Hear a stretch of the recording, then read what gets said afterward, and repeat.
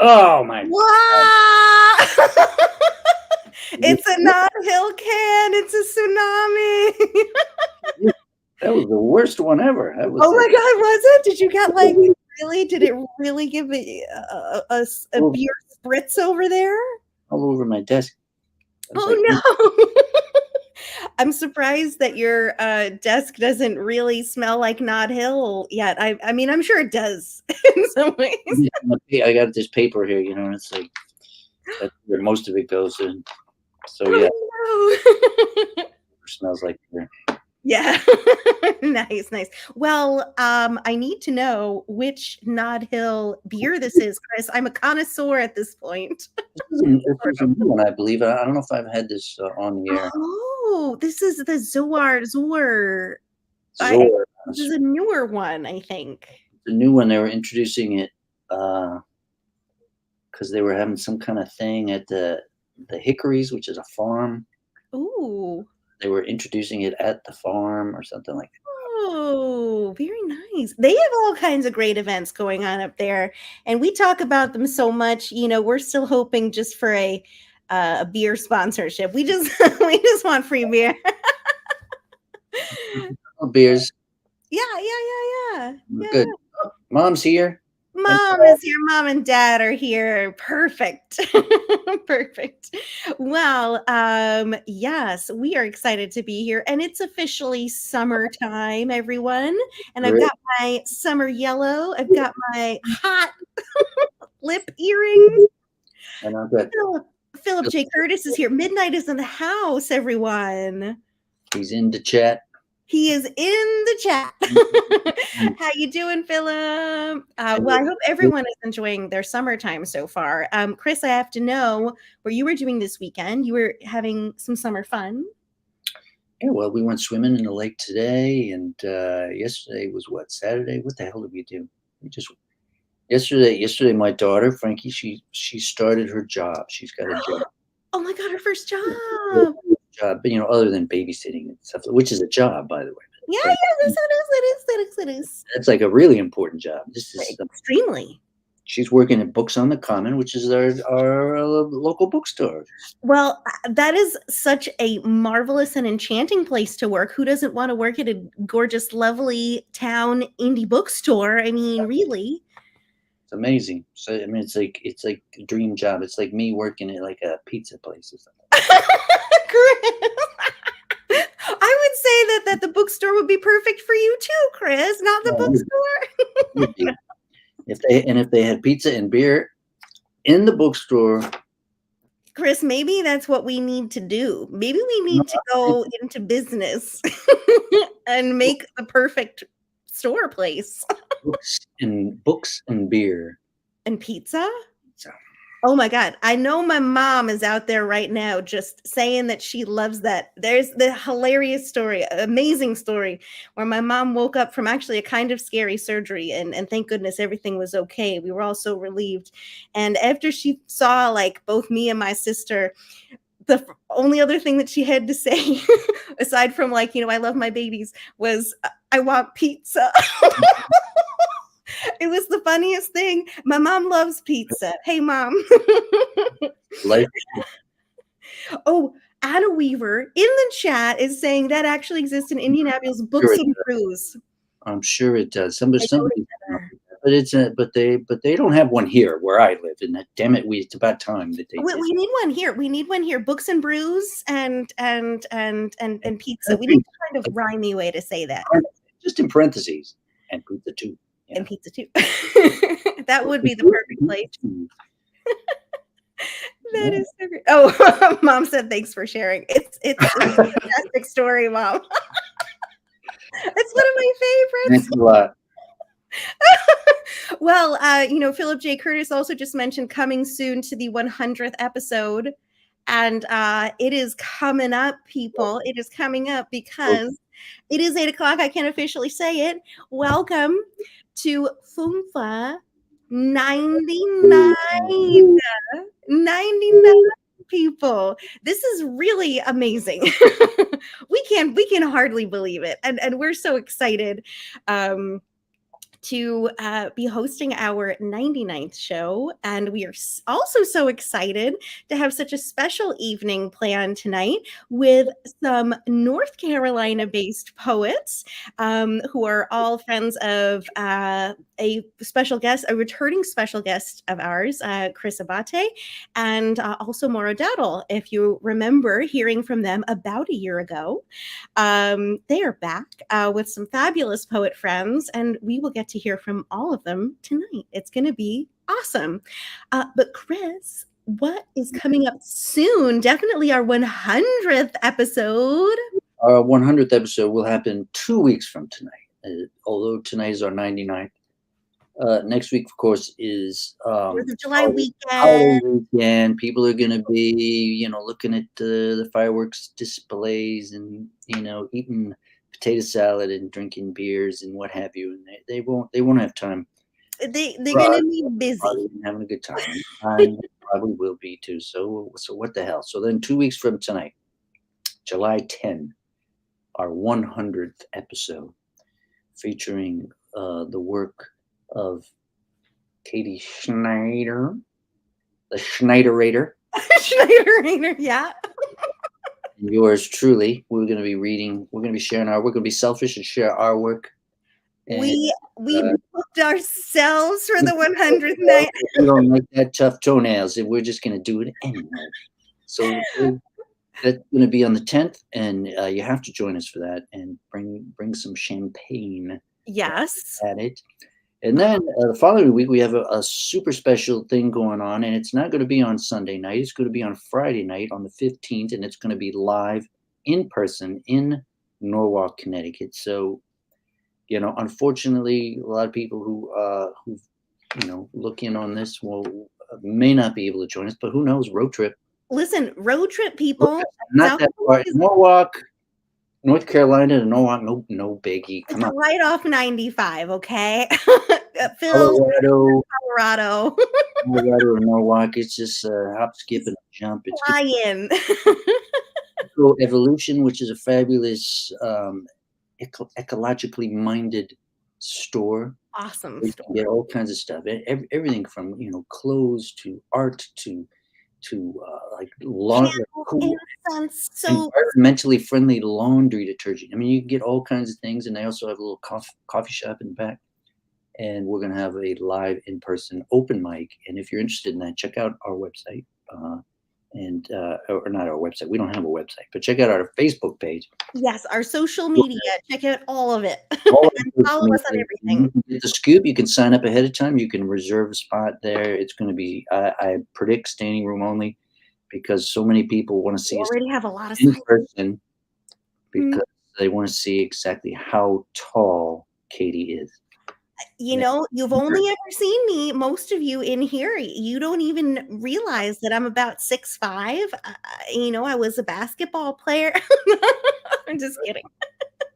No, but you don't know, what do I even look like? You might not even recognize me. Every time I see you, I say, Katie? Katie Schneider? Anyway. Yeah. So that's on the 15th, Friday the 15th of July. And again, Eco Evolution in Norwalk, South Norwalk, Connecticut, I guess, technically. I don't know. Yeah, South Norwalk. So no. It's Sono. We should Sono because we're hip. And then further down the road, we got some great things coming up. Danny Stone. We got an open mic, online open mic with a bunch of friends and some new people. And then all the way down through the summer is going to be great. So it is really, really awesome. We thank you so much for joining us in the audience, for signing up for the in-person open mic, for reaching out to us about, and filling out our survey to get on the show as a feature or on our open mic or theme nights. We really appreciate it. And we love doing this so much.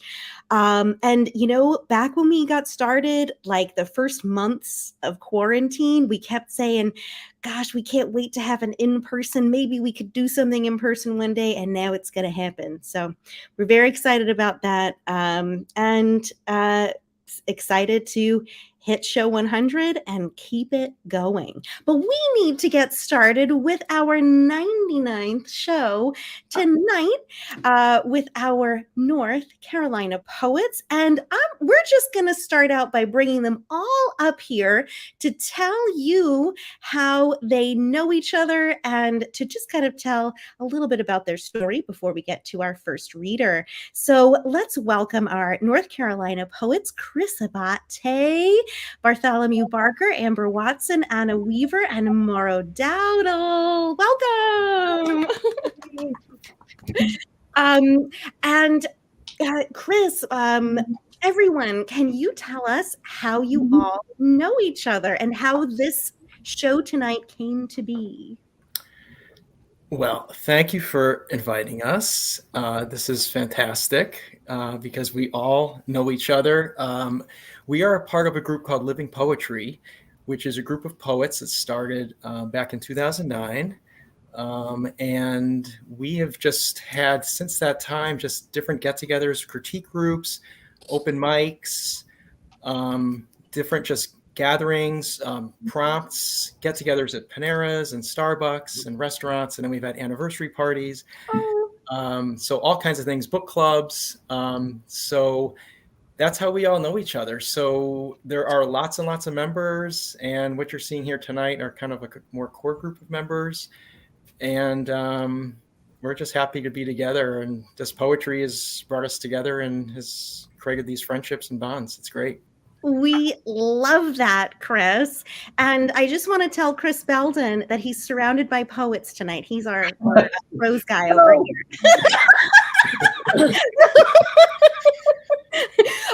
Well, Chris Abate, and everyone, that is so cool.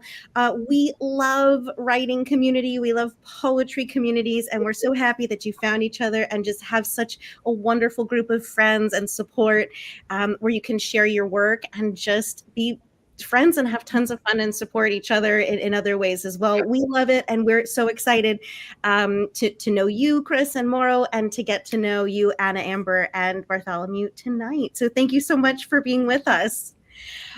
Thank you. We're going to get started by introducing our first reader of the evening, who is also a returning reader, Morrow Dowdle. Welcome, Morrow. Thanks for having me again. I appreciate it. It's our absolute pleasure. We love welcoming people back whenever we can, and especially in the context of this really, really special group. We're so happy to have you. And allow me to introduce you with your bio.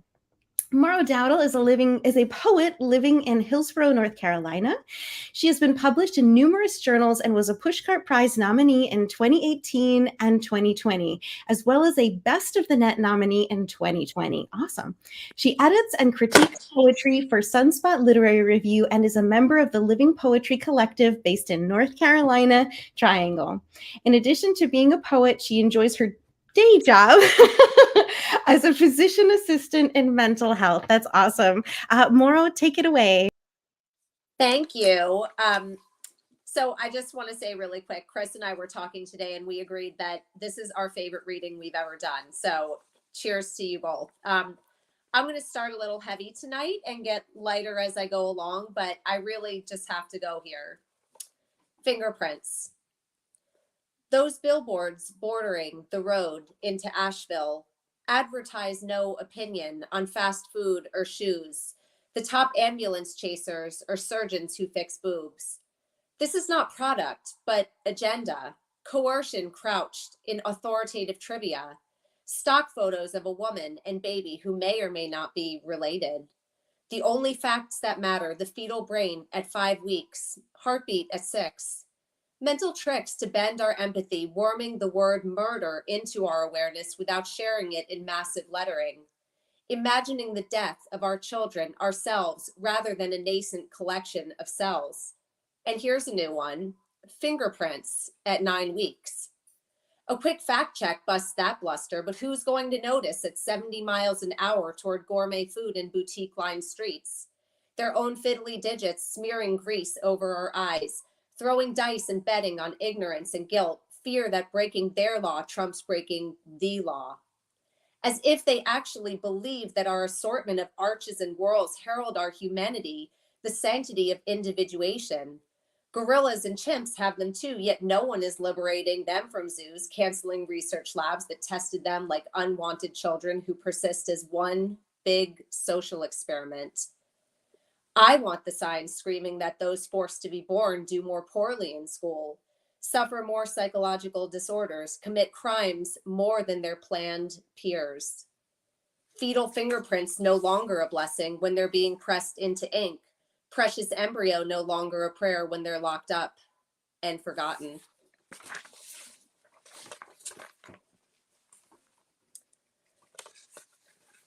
This is still my favorite poem that I've written during the pandemic, so I'm going to share it. Anthem. Then it cries out, brave and shameless, an electric guitar pealing from an unseen backyard.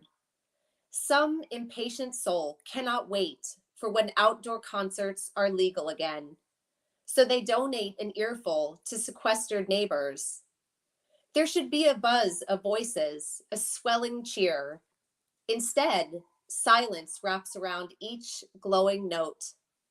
As strange as if an angel with the face of Hendrix has parted the clouds, descending with an instrument strung with the unraveled strands of our aching lives. The notes come in jagged succession, making no coherent song. Trying to find its way, it doesn't need to be perfect. To mean something, it breaks the silence. It reminds someone that they are not alone. Oh, angel, I wish you 1,000 screaming girls throwing panties at your stage. I wish you 1,000 arms lifted flaming lighters held aloft.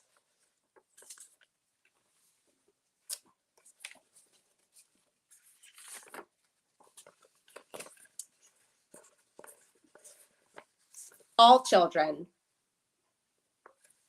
A mother and daughter outside a cafe sipping tea. Across the street, Moore Square, homeless folk around the stone enclosure, and some young men who have erected a platform and PA system. They are speaking out, voices strident, throwing spears into the space around them. They are surrounded by no crowd, their listeners incidental and unappreciative. An older man catches the mother's eye, throws an acid smile, assuming she commiserates here at the juncture of privilege and poverty, as if he knows on which side she sits, when she is a penny that flips but never falls, her ears opening like morning glories, one to the daughter, her innocent rambling, one to the men, their endless suffering. This is what it is to be mother. Part of her pulled by her children, part of her pulled by those children, all of them meeting at her corner.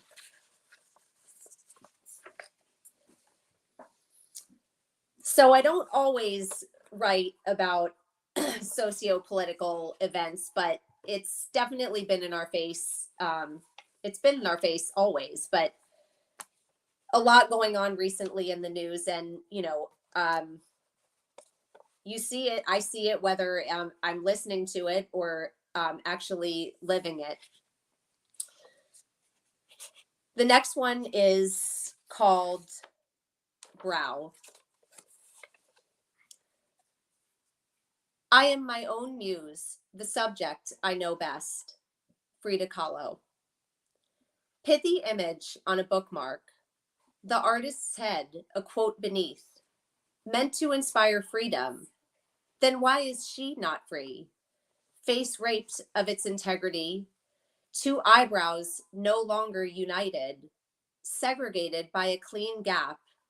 Editing her without her permission. Reviewing her through some stranger's take on beauty, portraying her as she never portrayed her. Only she has rights to the dream of herself, emblazoned with that long brush of black, talisman against convention. So much lost, she would not give one hair more. Goddess creator of your own image, I vindicate you with this pen. Aim between your eyes and stroke stroke, stroke you back into place. This next one is about the love of my life in elementary school named Alex Hunt. I'm sure he's not listening tonight. He was a Jehovah's Witness, which I did not know until years later. He, as you'll see in this poem, he was just a kid who had a very peculiar element that, of course, we all noticed as little kids. Witness. He fit in with the rest of us in every single way, except whenever we celebrated a holiday. Valentine's Day, passing out paper cards and conversation hearts. Halloween, sitting costumed and restless at our desks. Christmas, with its carols and secret Santa gifts. Or just some kid's birthday. We would simmer in our childish joy while he walked solemnly from the classroom down to the principal's office, as though he was in trouble. And how sorry we felt for him, that perennial denial, the same in 5th grade as it had been in 1st. Only later to learn how misguided our pity. For while we reveled and shirked our lessons, he sat silent and serene by the sunny receptionist, noting what unfortunates traverse the threshold, knowing he, the anointed, renounced worldly concerns and awaited Armageddon, while the rest of us ate our weight in cupcakes toward hell.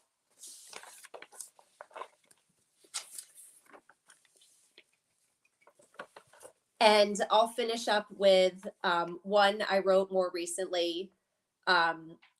So I've lived in North Carolina for the past almost 11 years, but we bought a very, not very old, but a very dilapidated historical home in a lovely Revolutionary War era town, Hillsborough, North Carolina, which I'm so happy to call home. But as many before me who have undertaken this project, it's been one of both love and pain. Restoration. You need no money, no builder, no instructions except for what is written in the heart. If it is falling, set it upright. If there is rot, remove it. Save what's salvageable. Floor planks that can hold the weight. 2 nicked chimneys, still pillars of their community. Fortify what is crumbling. Remove the dirty secrets from between the walls. Raise the ceiling to contain what joy could invade. Place windows facing the street so that you're never alone. Cut a door for the potential guest. Set a table to serve them. Hang a painting that fills your eyes with something holy. Play a song that writes your bones. Here is the most difficult thing you never thought you would do. You need no sage to bless this house, no salt to defend it from demons. Paint it white like a pure intention. Although it will inevitably gray, remember that dirt can be washed away, but what's beneath it stays.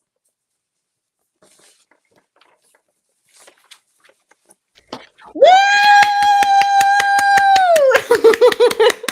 Morrow, I love it.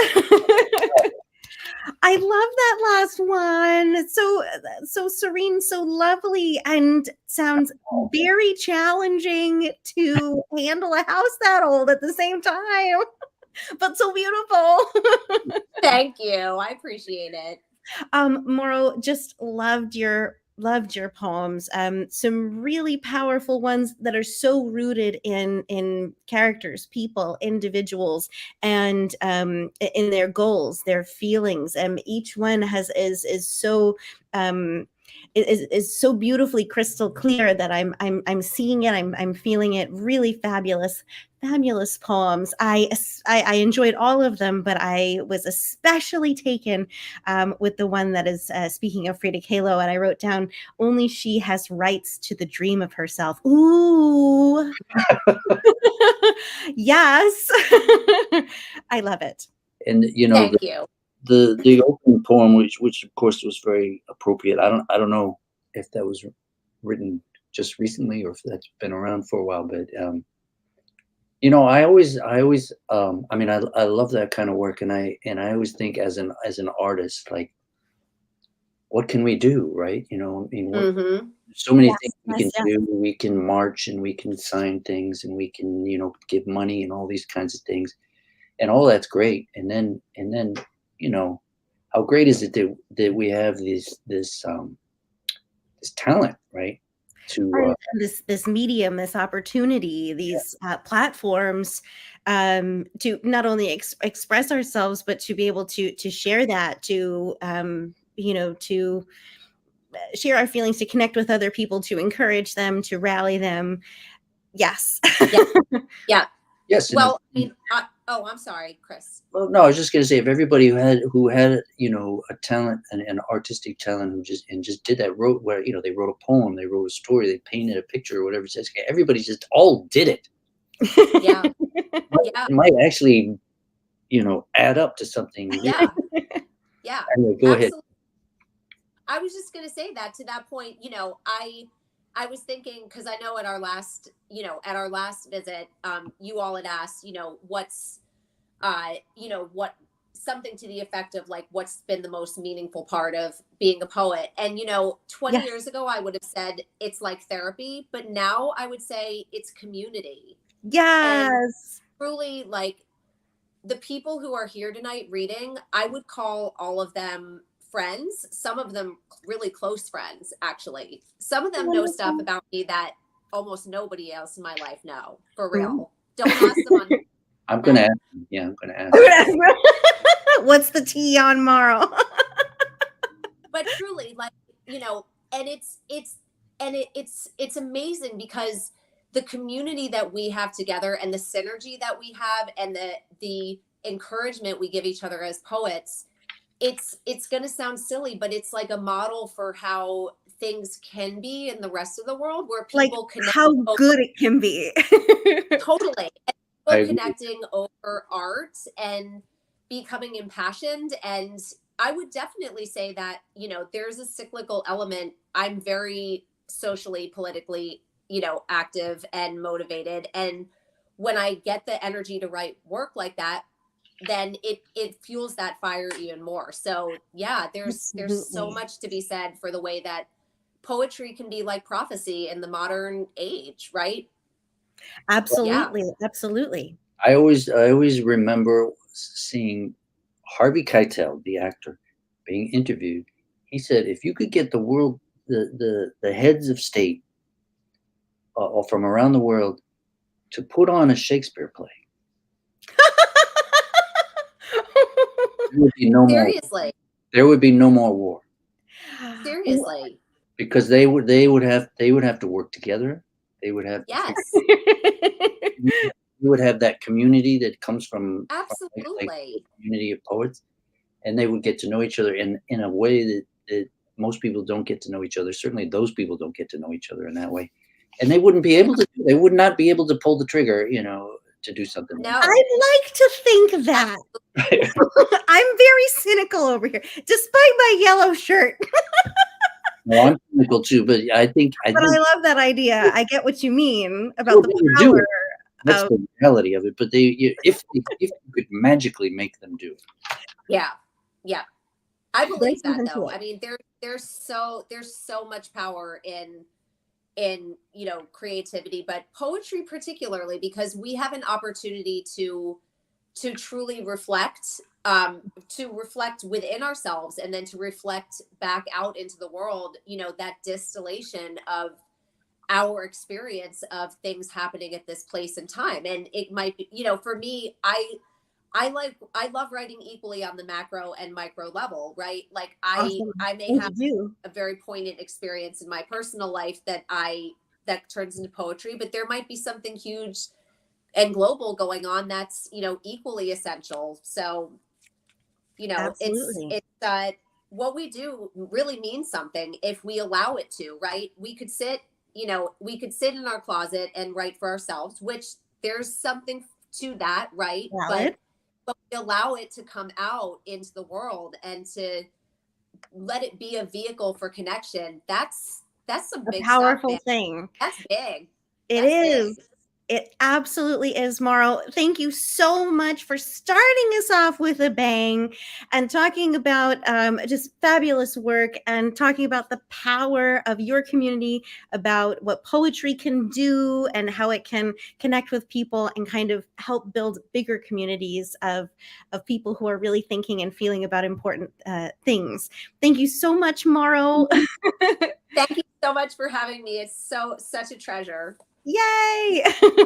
Fabulous. Starting off with a bang, Chris. Fantastic. Fantastic.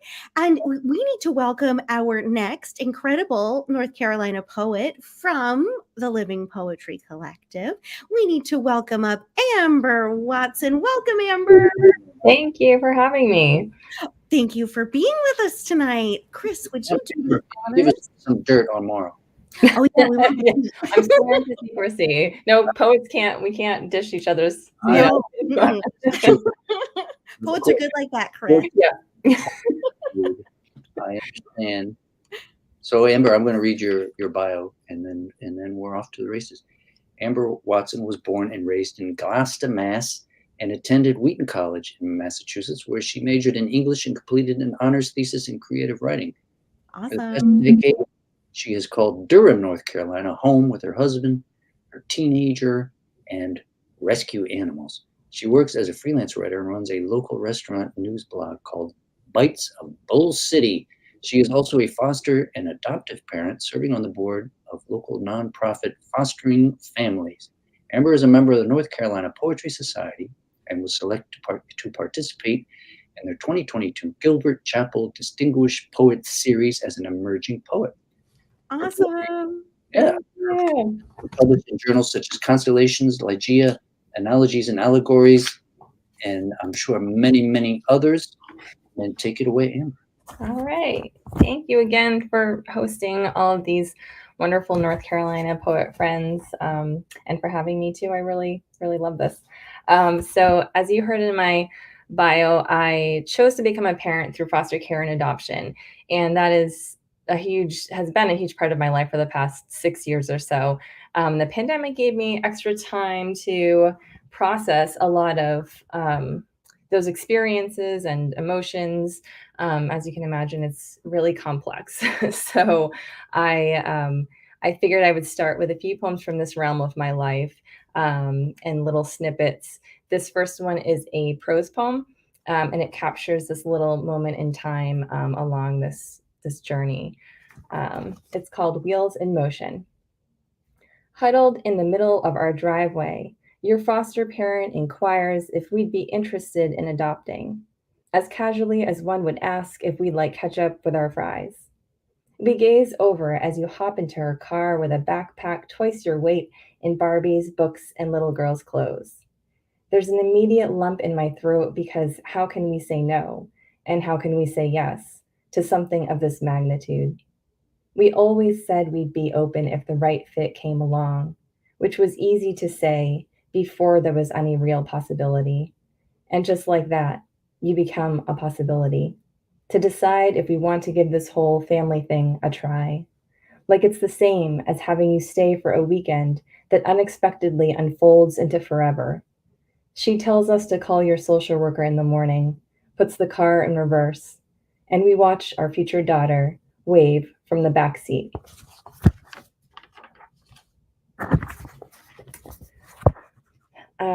When you have a family this way, there's a triangle that's always there. It's the adoptive family and the birth family and your child.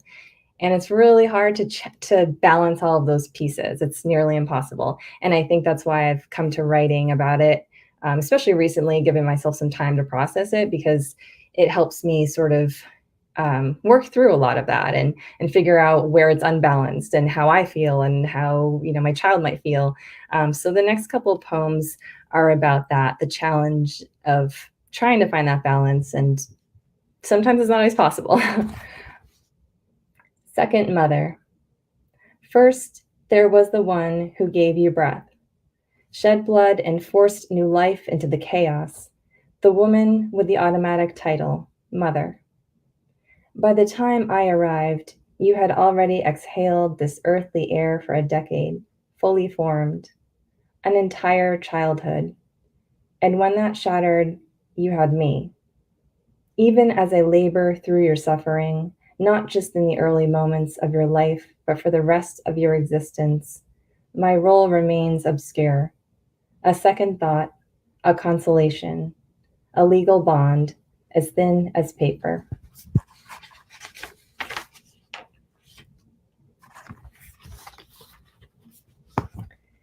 This one's titled Family Tree. The branches of your tree stretch further than most. On one side, your birth mother, on the other, me, and you at the center, having to balance our delicate limbs with equal care. We don't make it easy, do we? Both sides tugging at you, thrashing wild with the wind. But you are the anchor, the strongest part of us. And without you, we are a form with no foundation, no roots. You keep us down to earth, kinship entwined in thick knots below the surface. Even with all that effort to hold us steady, I want you to know when a great wind comes, as it often does, knocking leaves from our branches. Don't let that sway you. Let those leaves seep into the ground wherever you're planted, and nourish the beautiful wildlife stretched out in front of you. All right. So I think, like a lot of poets and people, I find myself looking back on my childhood as well. And, sort of the memories and the images and what that means to me now as an adult. I grew up on the coast of Massachusetts. So a lot of my writing about this time in my life pertains to the ocean and the natural world. It just was such a huge part of the backdrop. So this next poem is called Old Key. I keep the cold metal of these memories, the only way back inside, because I am not ready to let go when my family packs up and leaves the final home from my childhood. Here, fir trees hunch forward after heavy snow. A striking beam of sunlight cuts through the slider at dawn, and summer's heat drips like butter-dipped lobsters boiled in the backyard, where we buried our first pet, Kitty. The key still unlocks the side door in my mind and lets out a familiar groan as it peels open to reveal them all bellowing inside. My mom and dad together, my grandfather alive, our second cat's soft gray fur rising and falling in her sleep before the Fisher cat claimed her. I can only visit from the outside like a ghost. A blanket of white moonlight stretches across the grass. Salt air unfurls like a whisper from the shoreline, and the bones of our dead cats dissolve, turning over and over each season into dirt so fine it's as if they were never there at all.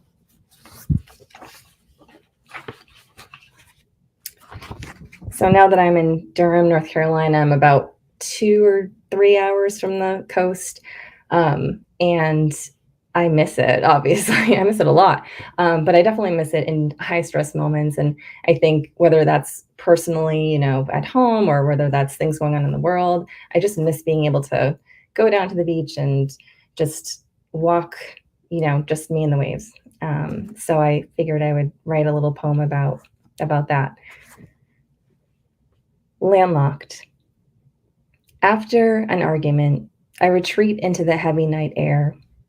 Static hiss of cicadas flaring up, then flatlining through tall southern pines. It's the kind of night back home the low-throated belch of a foghorn would carry across the cove to meet me in solitude along an empty beach. One long stretch of shadow, welcoming me to walk unnoticed, feet sinking softly into wet sand, as sailboats and buoys nod along in sympathy. The waves always understood, not the least bit judgmental, harboring their own uncertain currents beneath the surface. Lightning bolts fractured far-off storms, and I felt like a sorceress casting a protective spell because here even the sky was listening, full moon shining a spotlight wherever I stood, the whole universe breathing in with me and out with the tide. I scour the streets now for a similar comfort, but the air is stagnant and shallow.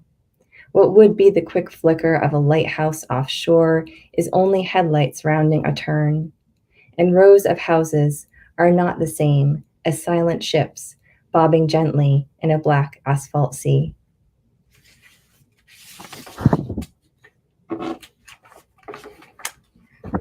And I'd figure I'll wrap up tonight with a poem still beach inspired. We're still at the beach here. It's summertime. But it's a fun one to read. It's light and it's fun. And it is based on a real life job interview question that I got when I was in my early 20s that I just think is really funny. So it's called The Interview. The manager asks a single question. If you could be any animal, what would you choose? I'd thought about this before. A seagull. I like how they glide and hover against wind currents for amusement and bob up and over the crest of waves like careless buoys.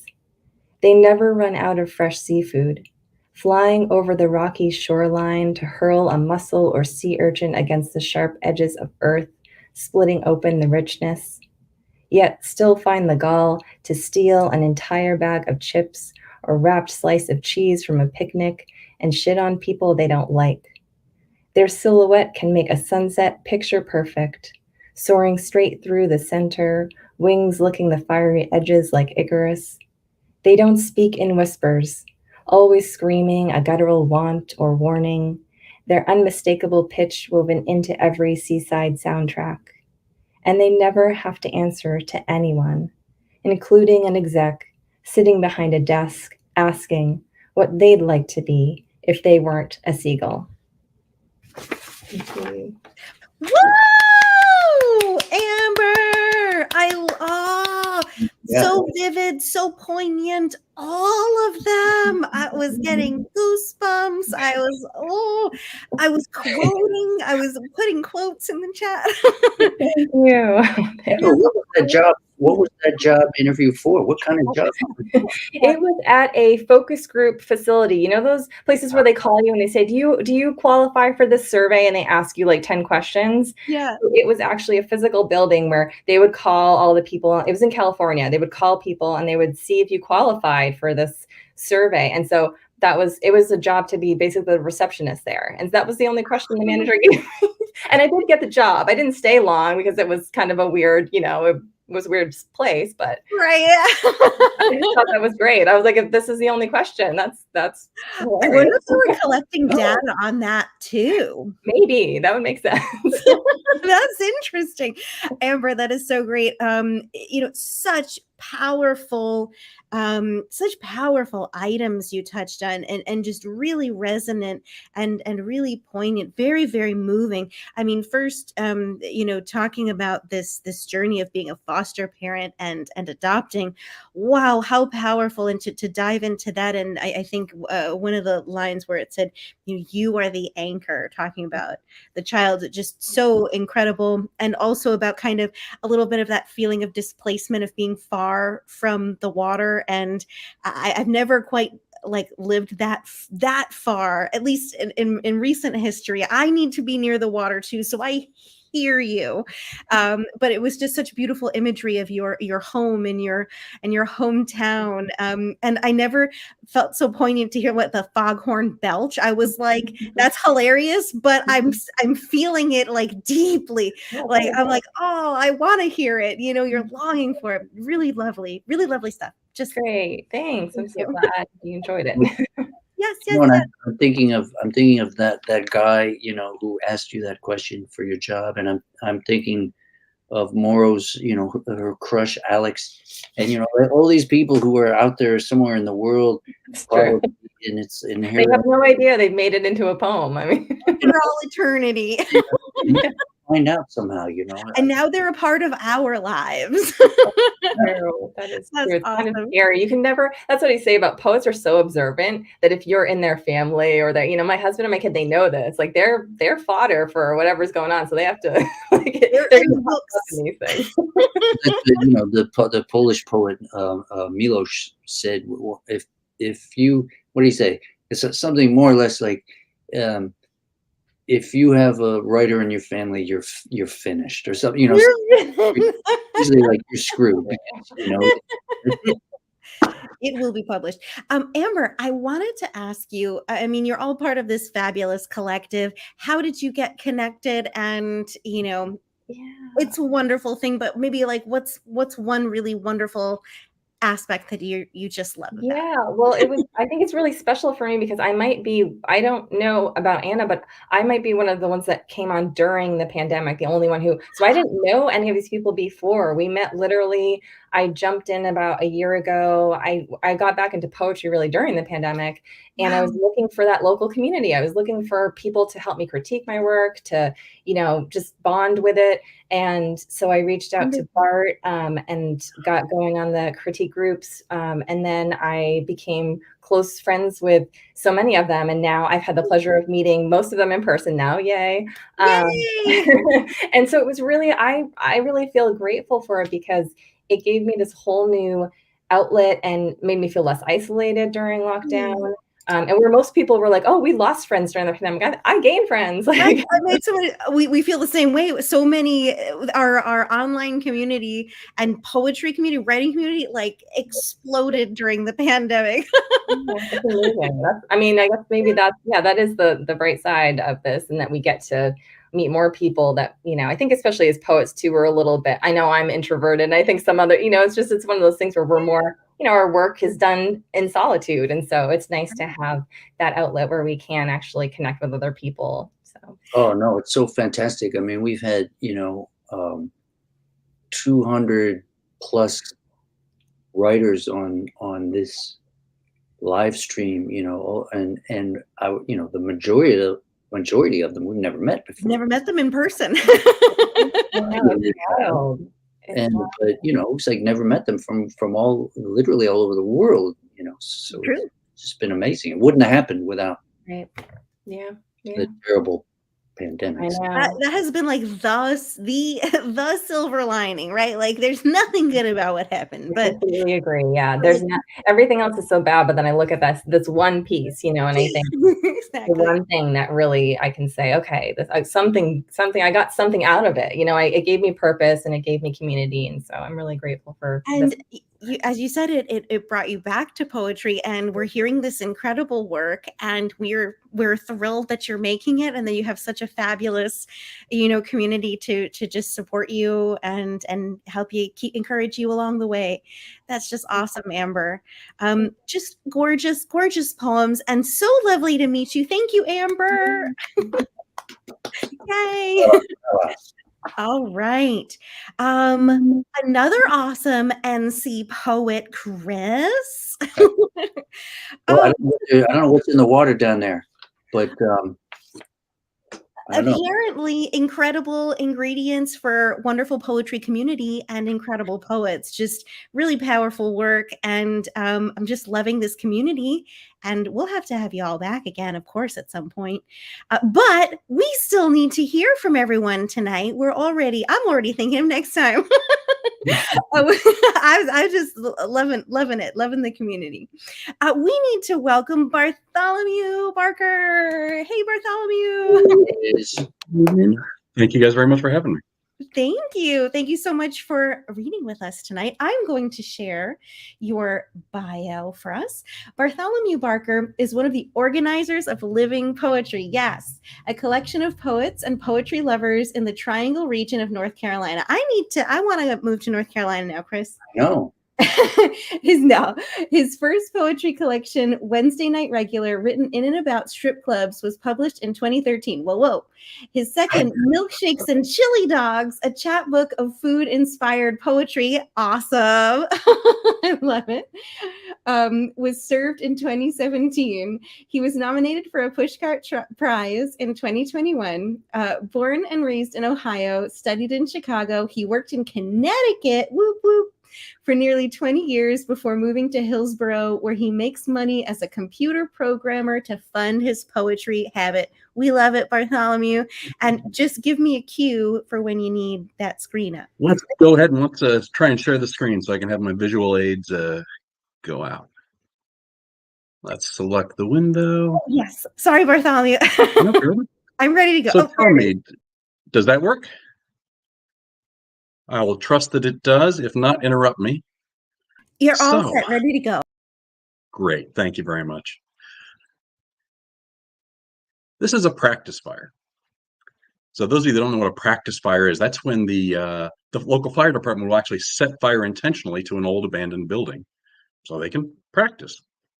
You know, we want these guys to know what they're doing. And that happened not far from where I live in Hillsborough, also not far from where Morrow lives, also in Hillsborough.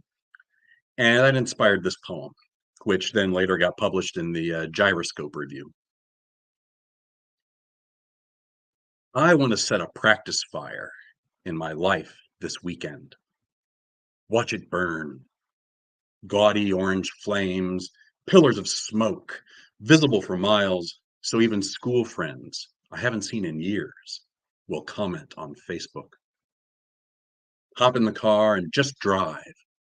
Withdraw my money for my 401k, run up credit cards in hotel bars, pay a Russian stripper to marry me in Mexico before she stabs me in the back crossing the border. But just for practice, so I can return to my tidy apartment, quiet and alone. Then back to work Monday morning, smell of soot still on my breath.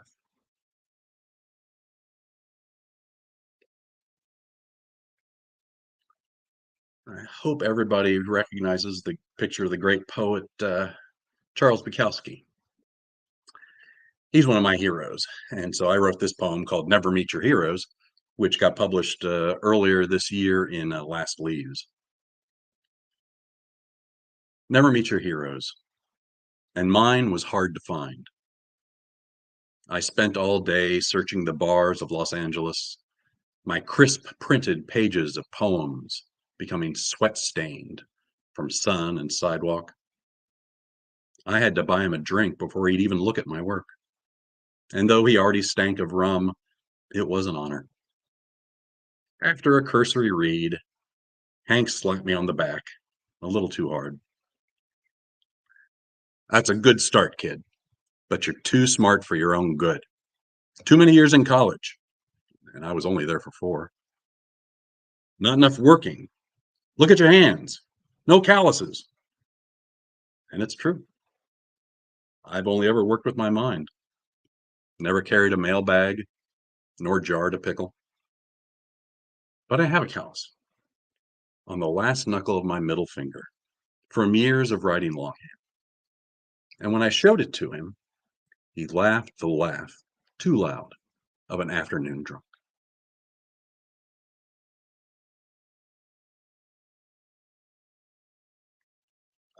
All right. This poem is from Milkshakes and Chili Dogs. It was inspired by a Robert Frost poem. You probably have heard it before. It's called Stopped by Woods on a Snowy Evening. Whose woods these are, I do not know. My car has stopped and will not go. Unfortunately stranded here, and now I feel my hunger grow. My stomach, though, must think it queer to stop without a pint of beer or slightest hope of velvet cake, and not a scoop of ice cream near. My belly growls and starts to quake. My sweet tooth cries for a milkshake. I'd take chocolate instead of heat, despite my frozen toes that ache. A truffle's lovely, dark and sweet, but I have none here for a treat. And miles to go before I eat. And miles to go before I eat.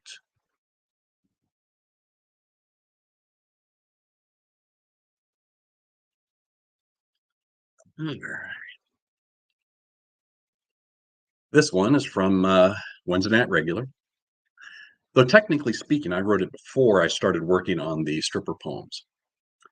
It's really inspired by this painting by Henri Toulouse-Lautrec for the great dancer Jane Averill, who's working like 125, 130 years ago now. My mother, who was also an artist, but she's not a stripper or a dancer, she's took this poster and was converting it into fabric for blind people so they can, sort of feel and get a sense of the work. And she wanted me to write a little poem for it that she could read to her patrons. So this is called Jane Averill at Les Jardins de Paris, 1893. I let men believe the rhythm of the bass makes me lose control of my feet, my legs, my hips, that I must yield to the frantic beat, that I don't mean to reveal these petticoats. But of course, it's all a show, and men are simple to control.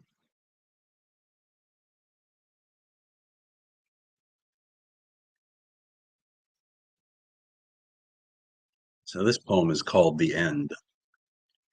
And you get to read along with me on this one. That's because it was published on a great site called Postcard Poems and Prose, which seems to have unfortunately gone out of business.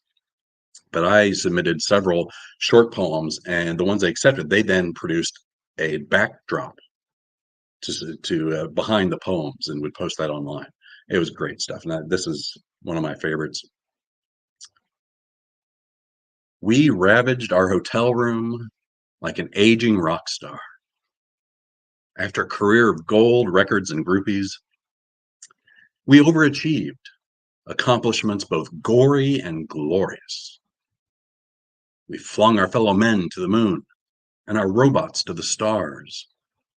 We tamed the wilderness, consumed it whole, until Poseidon swallowed the seaside cities, Thor hammered the flatlands, and Shiva burned the rest, leaving our balding corpse naked on the toilet, gasoline overdose still in our veins.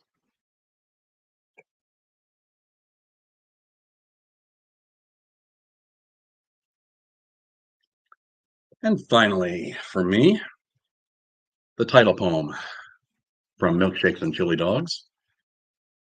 Milkshakes and Chili Dogs. I enjoy many vices. They need not be cataloged here. Some of them are killing me, slowly. I should quit, but I'm addicted. Neither nagging, nor negotiation, nor nutritional knowledge has prevented me from driving through to my doom. I will regret my weakness. I already do.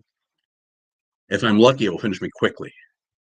No wasting away, life draining through tubes and antiseptic rooms. I want to die fat and happy. I want to meet my chili god with a milkshake in my hand. Thank you guys very much. Wow!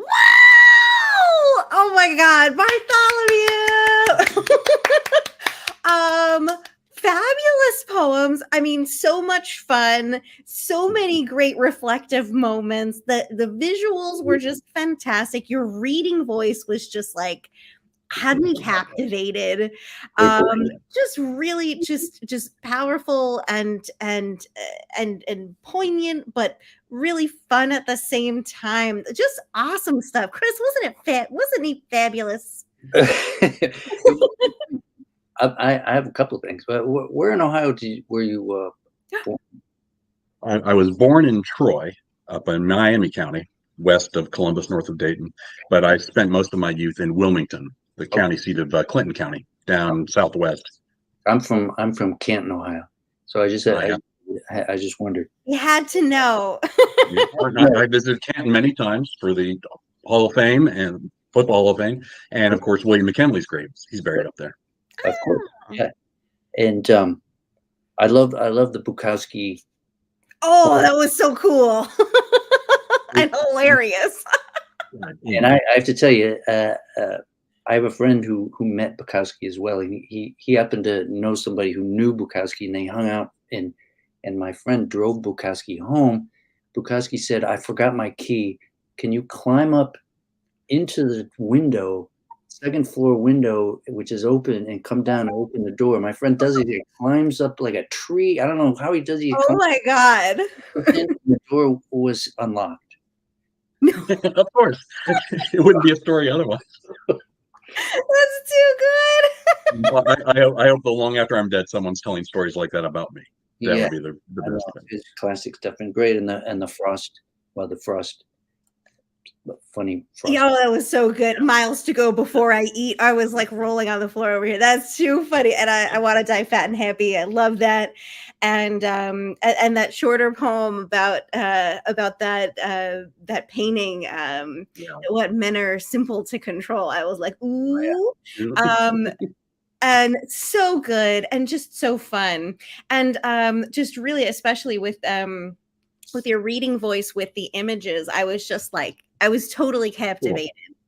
Cool. I wasn't sure that was going to work, and I'm not familiar with how the user interface works, or how, this is the first time I've seen your show, so I'm glad that worked for you. It works. May I do just a little bit of shameless self-promotion for Living Poetry? So Living Poetry is running monthly workshops on Zoom, and we're not going to shut that down. We started that for the pandemic, but we got so much feedback and so many people want to do it now. We've actually got more demand. So if you go on to meetup.com and search for Living Poetry, you can find us there, and that's how we primarily organize. Bartholomew, even though I'm in Connecticut, could I join up? I think you might qualify, yes. Oh my God. I don't know, Katie, what is what animal would you be? Yeah, that's the real That's all.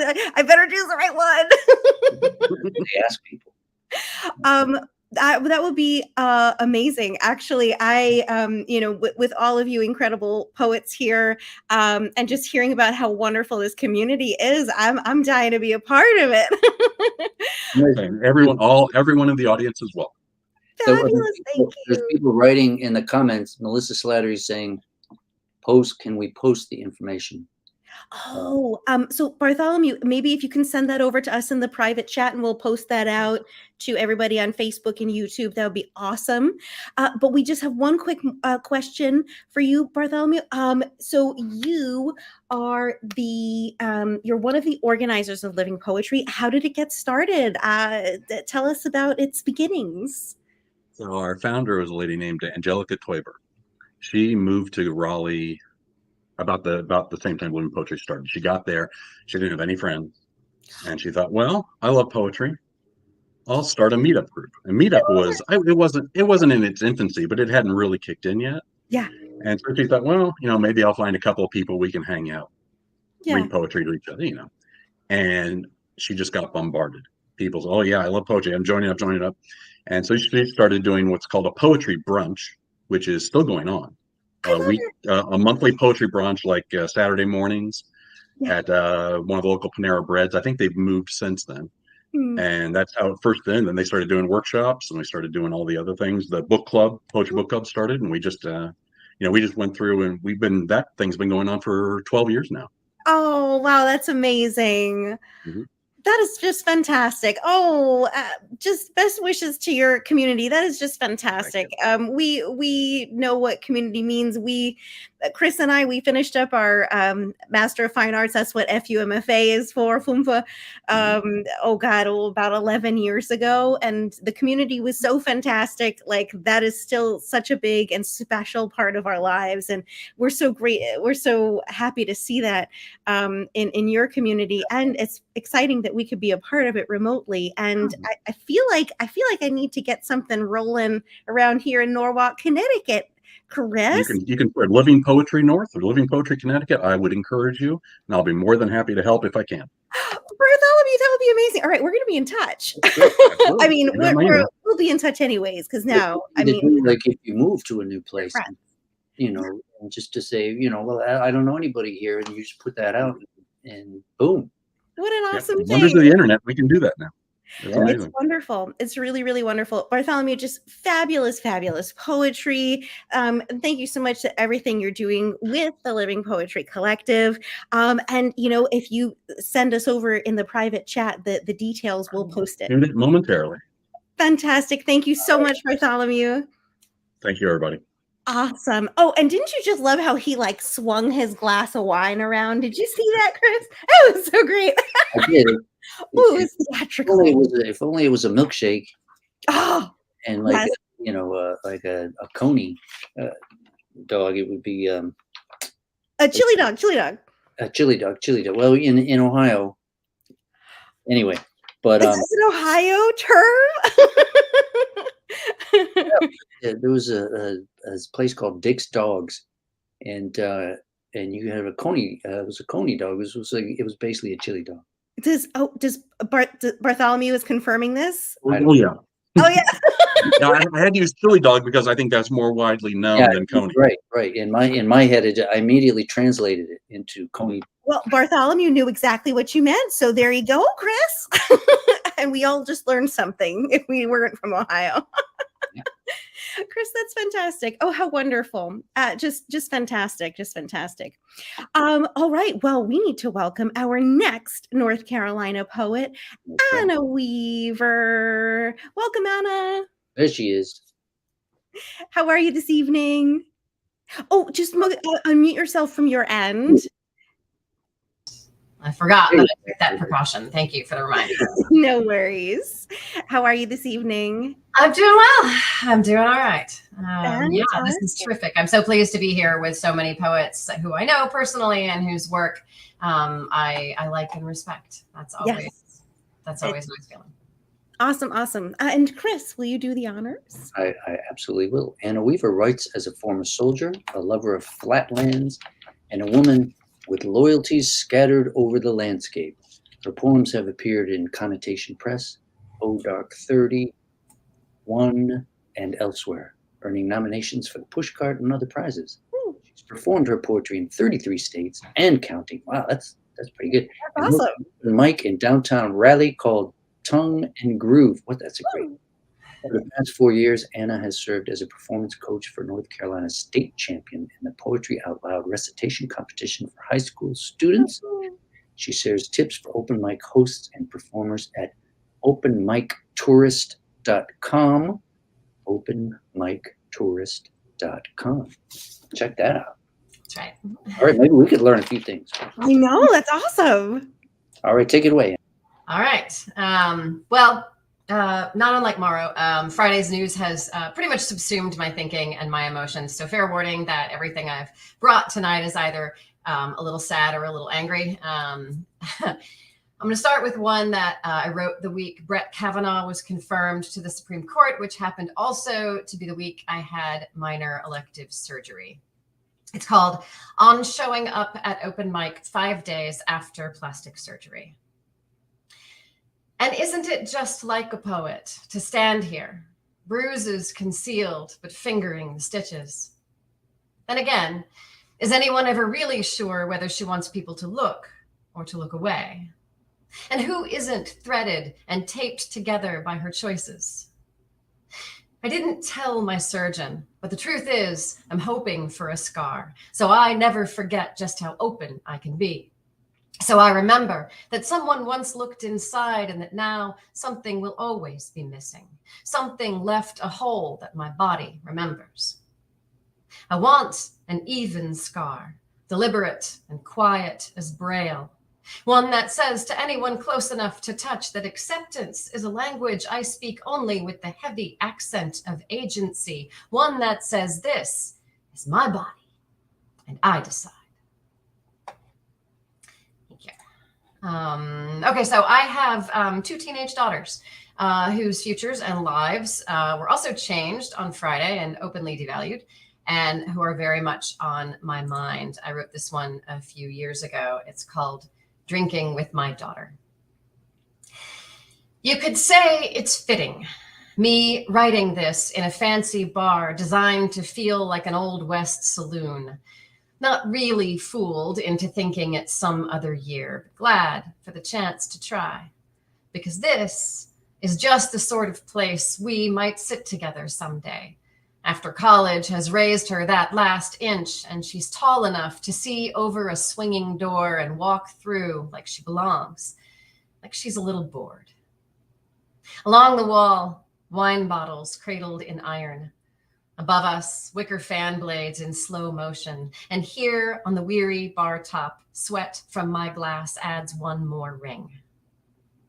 It's wrong to drink and make wishes. So of course I wish for wrong things. To blink at a daughter of 13, rush her to 21 like in a dream. In this moment, I am alert as a thief, eyeing the future like a jewel.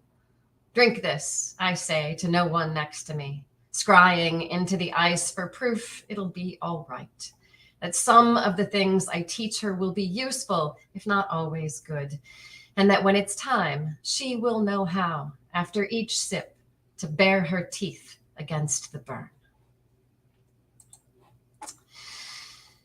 So I have been studying the Nordic runes for about a year. It's one of the little side interests I picked up during the pandemic. And in keeping with the tradition of rune poems, which are actually a little more like riddles, I'm writing a poem about each one to help me better understand the symbolism.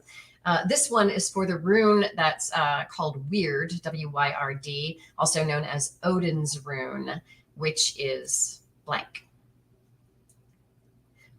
What to make of the face that does not blink? Does it mock my question or bow to it? Either way, my upward inflection hangs in the quiet between us, and I wait, expecting. Is this a test? A breath drawn in as before speaking, that tiny gift so often torn away in my hurry to unwrap any fresh token of certainty. Could it be kin to the silence mustered in my better moments as mother, tongue held long enough for the child to feel around, find her own answer? Or perhaps it means what my father meant, lying in the hospital those last few days, raising a finger now and again in the way that says, listen, I have something to say. Then waving it off as if dismissed, like a fish unhooked and swimming away, the glimmer of thought atomized into letters, into palimpsest, and finally formless once again, blank as beginning. So a few summers back, my neighbor across the street, I live in a little townhome, and across the way, my neighbor's wife died. And she was one of those like boisterous, like waving neighbors who would like holler yoo-hoo at you and wave. And she was sort of a force of nature. And she loved holiday decorations, especially what I tend to refer to as Christmas clutter. And it became pretty clear pretty quickly that her husband did not share in her tastes after she was gone. The title of this poem comes from my favorite Emily Dickinson poem, which is the one that starts, after great pain, a formal feeling comes. And the title is The Feet Mechanical Go Round. After she died, it took 3 yard sales before the garage finally stood empty. I saw it all from across the street. The ceiling-high palisade of boxes excised like teeth, garage door curled inward like an old man's mouth, and how the house seemed to sag into an architectural sigh, the quiet posture of wisdom and relief. From my kitchen that night, and the night after, and the night after that, I watched my neighbor, alone in the space he had carved. Bent under the garage's fluorescent light, he unrolled a faded oriental rug in the middle of the cement floor, and I thought, perhaps he'll get a dog for company. Each night, his silhouette leaned into a push broom, deliberate as a monk, stroking the dust along the rug's straight red edges, around the corners, and out into the night, his truck still parked in the drive. My neighbor actually still parks in his driveway. His garage is empty. He does not park in it. All right, this next one is probably the bright spot in this set. Because how can it not be bright if it's a poem I wrote after my 17-year-old cat died? And I absolutely did not want to write a cat poem in that moment. So this is called Not Another Cat Poem. This is not another cat poem. And it's not about death either, although it's true. The cat died last Friday.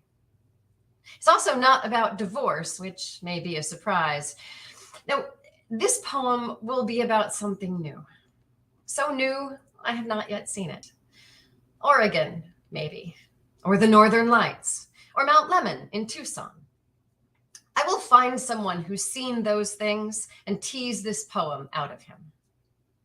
He will insist I try the blueberry pie at the Mount Lemmon Cafe, where the waitress will say, with practiced bemusement, do you want that a la mode or a la lone?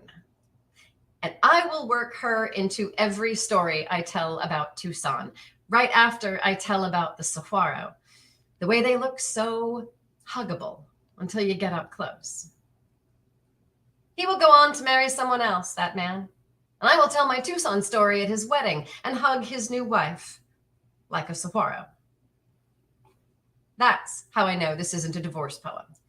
And they will be dog people, which rules out the cat, and I will write this poem quickly before any of us has a chance to die.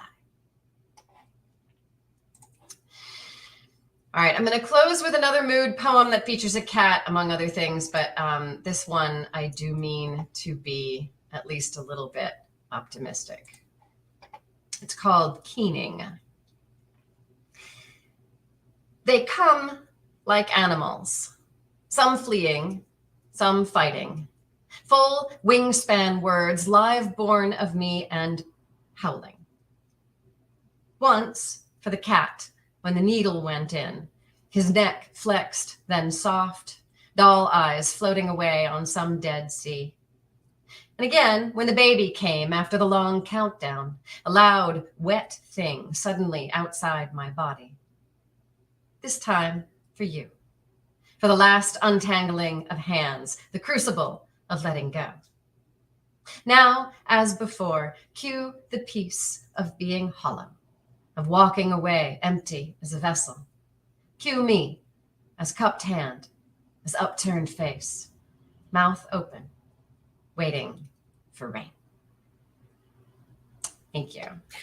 Beautiful, Anna. Wow. Such powerful, such poignant, and also such visceral poems at the same time. You gave us such a mix there, and all of it was so powerfully moving. Just awesome work, Anna. Wasn't it just fabulous? Beautiful and beautiful. I mean, everybody's is so great at reading their poems tonight. You know, that's not always the case. I mean, it's usually on our program it is, but I mean, you guys are really, you're feeling it. Really feeling it, bringing it, like enunciating. Your voice is in your poems, and it's really captivating. Just really powerful work. And I'm seeing these different scenes, like I'm seeing the drinks in that saloon bar, and I'm I'm imagining your fabulous neighbor, and also that car parked in the driveway, like And then I just loved this sentiment in your second to last poem. So new, I have not yet seen it. How, oh, you just want to think of anything else in this moment. That's just so perfect. Just excellent, just wonderful. As you know, as the father of a 15-year-old girl, I was particularly connecting with those early poems you read. And Yeah. thank you very much for mentioning the horrible news of the moment, the very challenging news of the moment, and thank you also for writing about, for addressing these things powerfully as poets do, and it does make a difference, in so many different ways, like as we were talking about with Morrow earlier, and I know we're all pretty shook about this. At least I am, and appreciate you, sharing a bit about that tonight. Really do appreciate that. And there was a fabulous line that you said about agency, and I forgot to write it down, but I was like, yes. I wrote in the comments. Right on. Right on. But Anna, just dying to ask you, how did you get involved with the Living Poetry Collective? Yeah, so Bart mentioned the poetry brunch. That is the first event I went to. I started writing again. I would say, like a lot of people, I wrote some as a kid, and and then stepped away from it. I got divorced in 2010, 2011, and started writing poetry after that. And I went looking for people who cared about poetry. Nice. And I found Meetup, and I found Living Poetry, and I went to the poetry brunch, and that was where I got started, and that was where I found the first open mics that I went to in the area. Nice. And now, fast forward today, I've been hosting one for more than 5 years. That is so cool. There you go. Anna, there are so many questions and so little time, but I have to know about how you do coaching for poetry reading, poetry performance. Tell us more about that. Oh, that is such a great experience for me every year. I got involved through someone at the North Carolina Poetry Society, who is connected to the Poetry Out Loud organization here in the state. It's a high school recitation competition. It's a national thing. So cool. And so each year I go to the finals. It's, each high school will hold its own if they have a sponsor for it. And each year I go to the finals, and our state champion is chosen. And then I work with that student at least twice. It depends on where they live, how we work together, because I'm in the Raleigh area, and they could be from any county in North Carolina. Mm-hmm. And they have 3 poems that they recite. And they are judged on some very clear criteria. Some of it is just straight getting the poem right. It is memorized. And some of it is enunciation. But mostly the chief thing that they look for is a clear indication that the student understands the poem, that the poem has, sort of been brought to life. And so I work with them on the issues in rhythm and cadence. Where are the pauses? Where are the breaths?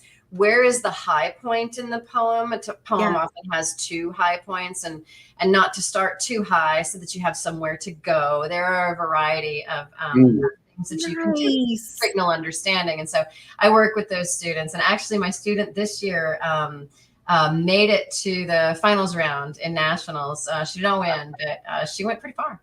That's still so awesome. And so much of the time I feel like, poetry reading or reading from your book or whatever it is, ends up being kind of like an afterthought, but it is such a powerful way to connect your writing, your poetry with an audience, and to show them what it means, at least to you, and how you're shaping that experience. That is so important. And that's so cool that you get to do that with these young people. Really awesome. Anna, thank you again so much for being with us tonight. Just fantastic reading. And I feel like, Chris, we need to bring all of these people back, and we need to hear more poems. We need to ask more questions, and, we'll be in touch with everyone. Thank you so much, Anna. All right. Well, Chris, we have to, oopsies. I need to, we have to get to, I moved the banner. I'm clicking the wrong buttons. You're doing too many things. I'm just sitting here drinking beer. I'm having a great time. Chris, no stress over there. We need to welcome our last reader of the evening, but certainly not least, our friend, returning special guest, Chris Abate. Hey, Chris. Hey, guys. So good to see you. You just have the most fabulous smile, Chris. And we've talked so much about how much we enjoyed your reading last year, and we thank you so much for reaching out to all these incredible people in the Living Poetry Collective to be on here tonight, and we're excited that we get to hear from you as well. How are you doing this weekend? Great. I'm enjoying everyone's reading, and I kind of forgot that, right, I'm reading too. I have to read too. I kind of think about That's so great. All right, I'm gonna share your bio, and then we will hear you. Chris Abate's poems have appeared in numerous journals, including Connecticut River Review, Cider Press Review, and Comstock Review. He is a 2-time nominee for a Pushcart Prize, has been nominated for a Best of the Net Award, and has received awards in the Nazim Hikmet and North Carolina Poetry Society poetry contests. His first book, Talk About God, was published by Main Street Rag in 2017. His full-length collection, Words for Flying, was published by Future Cycle Press in 2022. There it is. Fantastic. Awesome. Chris, we're so excited to get to hear you read again. Take it away. All right. Well, thank you guys, Katie, and thank you, Chris, for inviting me back, and then for allowing me to invite my friends from North Carolina. So they're not just poets I know, they're actually people I've known for a long time and friends of mine. So it's great to be together. So thank you for that. And I always tell people that FUMFA is one of the best online readings around. What you guys do behind the scenes is fantastic. The way you organize it and produce this is so well done. So thank you so much for having us here tonight. So my book, Words for Flying, came out in March from Future Cycle Press, and it's got about 70 poems in it. More than half the poems have been published in journals or have received some kind of award. So it's available on Amazon in either paperback or Kindle. And so I tell people it's a good bang for your buck. So because there's so many poems in it. So I hope people will do that. I'll put the link to the book in the chat later. I'll start out with the title poem, and I chose this as a title poem because a lot of the poems in the book have to do with suspension, flying. I kind of picked up on a theme, and I thought, well, this would be a good title poem. And also, the poems I chose tonight seem to have some kind of connection to North Carolina. So the connection with this poem to North Carolina is North Carolina's legacy of flight. So the Wright brothers, I was thinking of that. So this is the title poem, Words for Flying. His prayer at takeoff, the man in the seat next to me, the practiced crossing of himself before kissing his thumbnail, reminds me of my childhood mantra, Lord willing, at any mention of the future, a divine safety net, a worn path of petition. The first time I flew as a child, I gripped an armrest with one hand and rosary beads with the other. My brother walked freely up and down the aisle as if we didn't need God to fly. Before touchdown, the man crosses himself again. The wing flaps rise as we brake, reveal braided arteries of hydraulics. Our bodies lurch forward, hover for a moment in our chairs, incidental to gravity and lift, thrust and drag. The man glances at me, relieved. Neither of us has words for flying, and a turbine needs no intercession.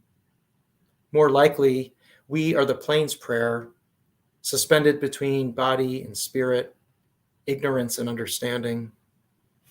How else to explain our tearing through the stratosphere at 600 miles per hour, intentions climbing, soaring, peering over the edges of our lives, then gliding back to Earth, barely feeling a thing?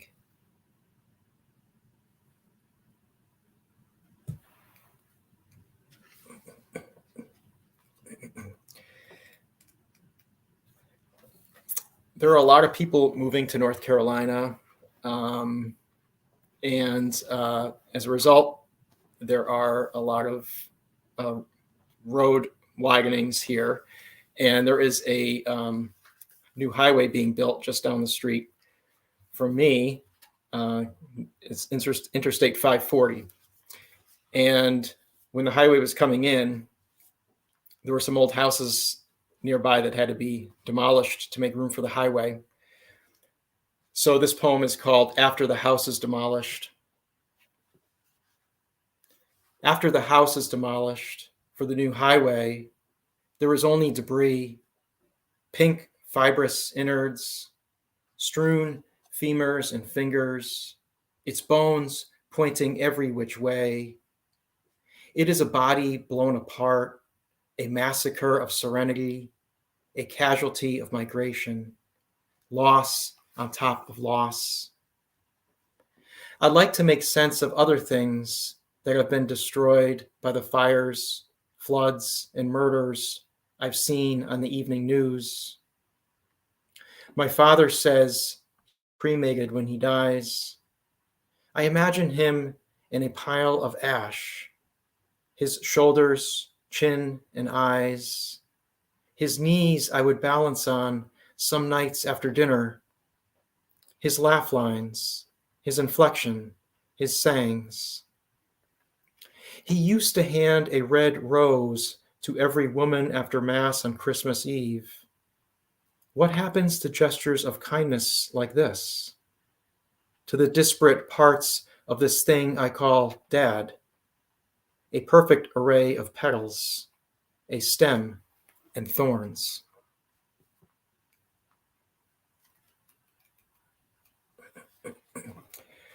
Golf is also very popular in North Carolina. Not the reason I moved here, but it was actually a nice benefit to being here. I've been playing golf since I was young, high school. And this poem is about hitting golf balls at the driving range. And it's called Driving Range. Like monks in a scriptorium, leaning into their labor, we are a perfect row of men, each in his own hitting bay, an oasis of concentration, legs shoulder width apart, hands below the chin, gripping the club gently as if holding a bird. Except for the occasional grunt, feathered curse, or sigh of disapproval, we have taken a vow of silence. We should have mastered it by now, a simple rotation of the shoulders and hips, a half orbit around a white dimpled sphere. Each ball is a petition, an agent of self-worth we launch into this graveyard of lofty expectations. From a distance, one would wonder what we are trying to prove, a defiance of gravity, a delaying of the inevitable descent to earth. But we have our own definitions of madness, every swing closer to the 10,000 required for mastery. Hitting a golf ball should be easier than this, easier than balancing a mortgage and marriage. And sometimes it is, like the times it feels effortless, when the actor and action become one, the way love feels at first, the tiny moon of a man rising above the tree line, cresting into an arc of satisfaction, a confluence of toil and desire. He points to and says, look what I can do.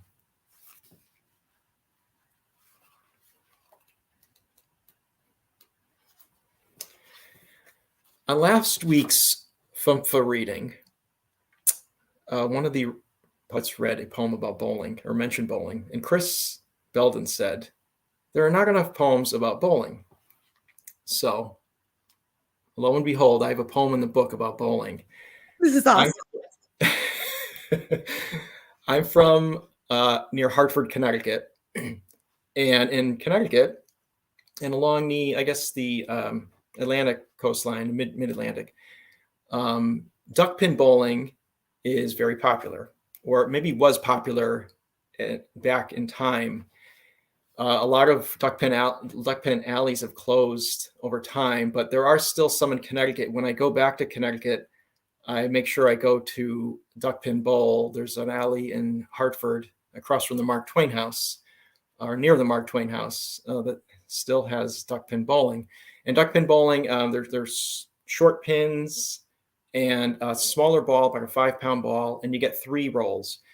Much more fun form of bowling, a lot better than 10 pin. And I wish we had some lanes down here in North Carolina, but this is a poem about duck pin bowling and about some other things too. It's called God Bowling.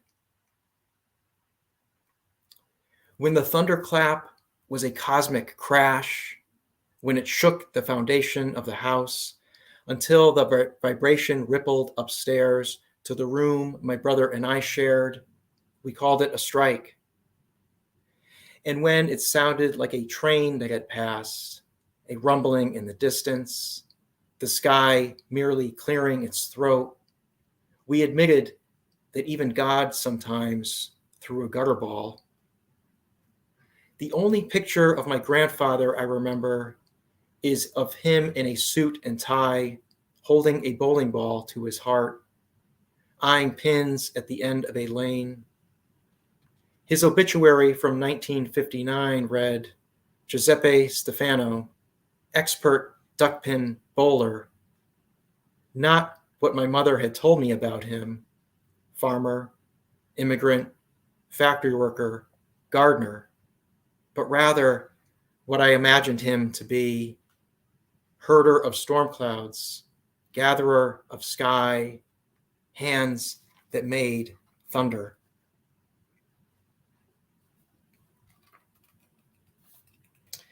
And I'll finish up with this poem. North Carolina is also popular for hurricanes and storms. And I wrote this after a storm, probably one of the many storms that come through here, probably about 5 years ago. And this is about my parents. My parents show up in a lot of my poems. Thank you, Mom and Dad. And my mom lives in Connecticut, and my dad is in South Florida. And this poem is called Breath Become a Gale. When my parents call during the hurricane, one right after the other, myself 1,000 miles in between them, it seems as if they have coordinated their checking in on me. When they ask about the gusts and rain, whether there is flooding, and say, "Where exactly do you live again?" It isn't that they are worried for my safety. They too have been awakened by wind, by rain pounding the drum skin of window panes. It seems rather they are recalling the work of their hands, acknowledging the invisible person of me they still carry.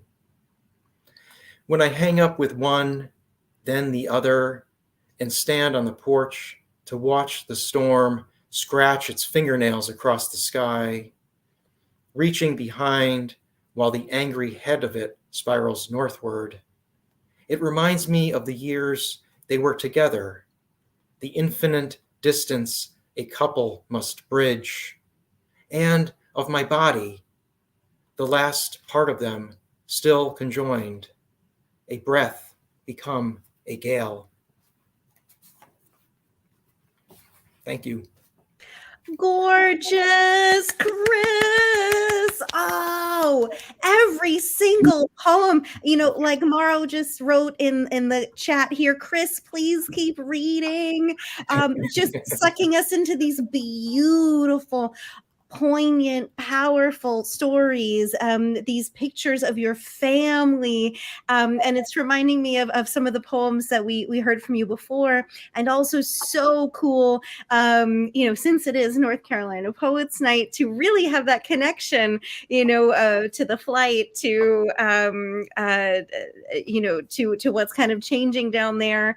And also to, kind of that a little bit of those hurricane vibes, the storm sounds. Oh yeah, when you were talking about reading about the hurricane, it's like your mom's in Connecticut, we've been slammed up here. Your dad's in Southern Florida, and now it's like if one of you doesn't get it, the other one does. At any given time, one of you is going to be hit by a hurricane. Yeah, it's funny how they both still check in, and just it was one right after the other. And I remember standing on the porch right out here and looking and seeing that you could see it look like the head of it kind of reaching back and kind of going northward. And thankfully we were spared. We're in Raleigh and the Triangle area. We're far enough inland that thankfully you're spared the brunt of some of the storms that we get. So yeah, we can write poems about them and not have to, You're right. actually losing anything. Yeah, thankfully. A little bit of a luxury, but that's such a beautiful thing, the phone calls one right after another. So poignant, and how, they're still joined in you.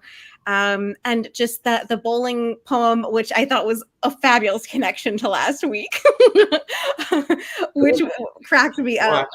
I watched, yeah. Yeah, and I wrote jokingly, and the duck pin doesn't count, only because I'm from Ohio, and there's no such thing as duck pin bowling. I went bowling. We need to take all the bowling poems we can get, Chris B. Okay, of any kind, bowling of any kind. I'm in East and being all excited. I found a bowling alley, and I went in. And I was like, "What is this? What are these little tiny bowling balls?" It's so much fun, and it's challenging too. And if you can break 150 in duck pin, you're doing really well. Have you done candlepin? Candlepin's another type of bowling that's more north in Massachusetts and Maine, and that's even more difficult. If you can break 110 or 120 in candlepin, then you're doing really well, and that's even more fun. I used to watch it on TV, the candlepin bowling for dollars players, that's so cool. And I would actually DVR it and watch them to get some tips on how to do this. And candlepin's even a smaller ball, and they really like whip it. It doesn't get airborne, but it's really interesting, and they're very athletic. That is so fascinating. Yeah. I studied it, but unfortunately I don't bowl 10 pins, so I don't bowl unless I go to Connecticut now. Listen, Chris, you need to come up for a visit.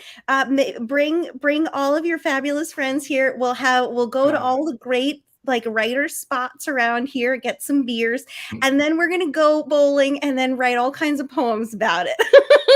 That would be amazing. This is so fascinating that you have so much knowledge, and how what a beautiful poem about your grandfather, that you were told all of these different things about him, but how he was remembered was as this duck pin champion. That was just so beautiful, and a little bit humorous in that, but just so poignant, so lovely, and just so interesting. What a great connection to last week too. And I think we need more. I feel like you have more bowling poems in you, Chris. But tell us about the new book and how it is doing and how everything is going. Well, the publisher does not, if I don't ask, they will tell me how it's kind of doing. So I'm not always sure. But I've ordered lots of author copies, and I've had a nice book launch. Great. And I've done 4 or 5 readings so far. So I'm lining up more. The poetry community in North Carolina is so great and so supportive. Some of the readings that were the regular readings at bookstores and independent bookstores around have they lost their organizers, that people just kind of stopped organizing during the pandemic. Right. So you have to just be patient. So you put out the word and say, hey, I have a new book. I'd love to come to your bookstore to read. So you have to kind of wait to hear back from them and maybe follow up with them and, nudge them along a little bit. Oh, Yeah. it's But, Well, you do the work, and it's great. I mean, it's just such a fun part of writing is this. And, I guess the downside of it is you take a break from writing a little bit. So you kind of lose that when you're doing marketing. that's true. This is fun. I mean, I work as a programmer. My day job is a programmer for pharmaceutical trials. Right. So, for clinical drug trials. So this is nice to have as like a side A thing. totally different kind of outlet. Yeah. And it's Yes. great. And allowing and having us, giving us the platform to do readings like what you guys do is fantastic. It's just, we It's our can't do this on our pleasure. own. So We absolutely love it, and we love our community. We love meeting new people. We love doing stuff like this, getting to meet so many new writer friends and getting to hear from them and then stay connected. We would absolutely love to have you all come back around and do feature readings, open mics. Please stay connected with us, and and if you're ever up in Connecticut, to stop by. And Chris, I just have to ask you, how did you get involved with the Living Poetry Collective? when I first moved here in 2006, I was writing short fiction, Oh, and I met somebody who was moderating that group, who knew of the person who was starting Living Poetry a few years into that. So I realized I was having a hard time with fiction. Fiction seemed just taking up too much time to finish a story, and marketing and everything. So I thought, maybe I'll try poetry. I that really hadn't written converted to poetry. poetry. See that, Chris B? I had really written poetry very seriously, but then when I started and I was getting some acceptances, I'm like, okay, this is my path. But yeah, so then I found the Living Poetry group on Meetup, Awesome. and just started to go into critique groups. I ran a critique group for a long time, and really, that's so important, really, for any writer, I think, is to share your stuff with other people and to learn how to give feedback, because then you're reading what other people are giving, and now you're becoming kind of like the producer of their material, which is really good because then it helps you to understand how you're writing. That absolutely is. So it's really important. I always Yeah. say that it's as helpful as getting critiqued your own work. Right. Yeah, because you're having to be fair. You're having to give good, thoughtful criticism. So it's kind of making you, when you're writing, to think of like, okay, what are the things I'm saying to other people, and am I doing those things myself? Yes. You're getting to participate in kind of like a different role within that reflective process that is so helpful, and also like really inspiring too. Whenever I'm participating in a workshop, and I'm reading other people's work, I'm like, oh, this is so powerful. This is so interesting. I'm learning new things. I'm feeling inspired to write about maybe other different things that I haven't thought about, or that I haven't thought about in a certain way. And then of course receiving the feedback has always been so helpful to me, and just the feeling that like this matters, like we're here to do this together, and my little voice matters, and all of our voices matter here, and we're going to help each other do that. It's it's a Living powerful. poetry is there's no pretense. Everyone's just really cool, very friendly, very supportive. Yeah, so just people want to get together, and they have a shared love of poetry, and it's great. And it's an absolutely wonderful thing, and we definitely feel those just wonderful vibes among your group. Chris, thank you so much for bringing together all of tonight's poets and for reading yourself. Let's bring everyone back on screen before we close. Let me just put this up here, so that we can just give a round of applause to everyone. One more time, everybody out there in the audience, a round of applause for Maro Dowdle, Amber Watson, Anna Weaver, Bartholomew Barker, and Chris Abate, and the Living Poetry Collective of North Carolina. The link is in the chat if you want to check it out. And please follow all of these poets on their various social media. Check out their books and get involved with Living Poetry Collective online if you can, or maybe even in person if you live down in North Carolina. Thank you all so much for being with us tonight. And for your 100th show, in anticipation of your 100th show. Oh, Thank you, Chris. This is 1911 established. I saw this in Trader Joe's. I love that. Watermelon mint, and I had to get it. And I had to crack it open for you delicious. guys. So. I need to check that out. Oh, I need to go get myself over to TJ's. That's you. fantastic. Chris, congratulations to you guys. Thank you for all you do. We really, really appreciate it. For us to be here tonight together, I can't even say how meaningful it is. So thank you for what you do and giving us this platform. Yeah. Thank you all so much. Fantastic readings and just a wonderful, wonderful community. Please stay in touch. We would love to have you all back. Thank you. Thank you so Thank much. you. Have a great night. Good night, everyone, and see you in 2 weeks after 4th of July weekend, the July 10th, I believe it is, for our 100th show. Chris and I will be reading. Good night, everyone. Good night.